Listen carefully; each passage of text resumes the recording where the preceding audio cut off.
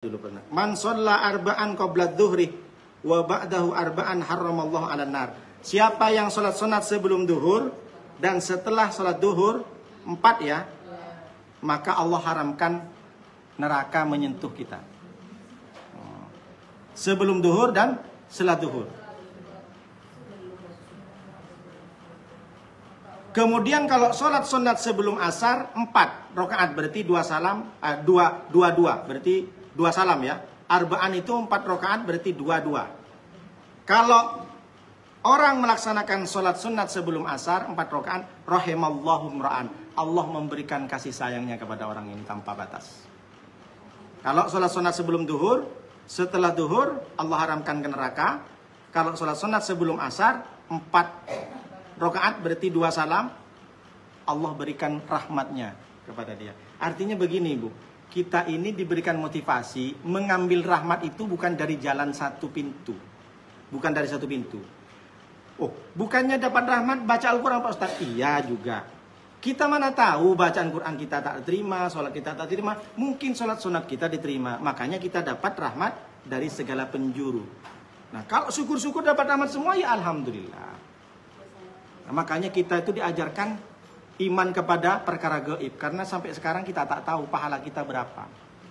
Maka iman yang paling tinggi itu adalah iman yang percaya kepada perkara gaib. Allah itu gaib, pahala gaib, siksa gaib.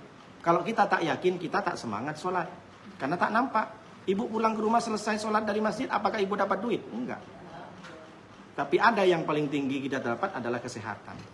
Banyak orang keluar dari masjid, jatuh, hanya jatuh saja. Tiba-tiba nggak mati. Tapi dia stroke atau dia mungkin kakinya pincang sampai bertahun-tahun. Misalkan, mohon maaf, mudah-mudahan kita selamat, nyusahin anak kita. Padahal kita masih umur 30. Ini kan berarti ada salah satu yang tidak berkah gitu.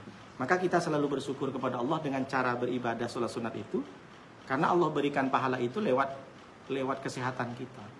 Sehat itu, ya mungkin sekarang ibu biasa sehat. Tapi ibu ketika sakit, sehat itu ternyata mahal. Ketika udah sakit itu, Allah kasih 1 tahun kita sehat. Sakitnya cuma 2 jam. Ngeluhnya, ya Allah, tega kamu ya Allah. Padahal 2 tahun, dia nggak sakit-sakit.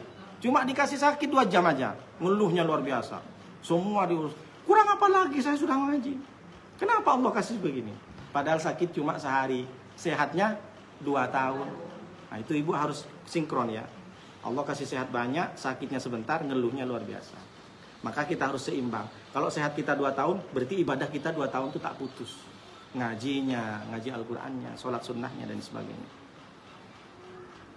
Kemudian sholat tarawih. Sholat tarawih di sini, coba ibu perhatikan, wahiyya 20 rakaatan, 20 rakaat. Yusallimu min rakaatain. Setiap 2 salam, setiap 2 rakaat salam. Bainal isya wal fajri. Sholat tarawih antara isya dan fajar. Kemudian sholat duha. Sholat duha itu ada 2 rakaat ila samanin wa yusallimu natban min kulli rakaataini. Sunnahnya bisa sampai 8 rakaat, tapi setiap 2 rakaat ada 1 salam. Wa waqtuha ba'da irtifa'i syamsi ilal istiwa. Waktunya adalah ketika matahari naik sepenggalah irtifa, 1 tombak ilal istiwa. Wa ta'khiruha ila rubu'in nahari. Dan terakhir 1/4 siang. Berarti sekitar jam 11:30-12. Ila rubu'i wa ta'khiruha ila rubu'in nahari afdalu. Dan paling utamanya adalah 1/4. Berarti 1/4 jam berapa Bu? Jam 9, jam 10 lah. 1/4 siang. Siang ini kan dari jam 6 sampai ke jam 12. 1/4-nya sekitar jam 9-10. Ini waktu sholat duha yang paling bagus. Perhatikan baik-baik, dicatat. Keutamaan sholat duha ada 5.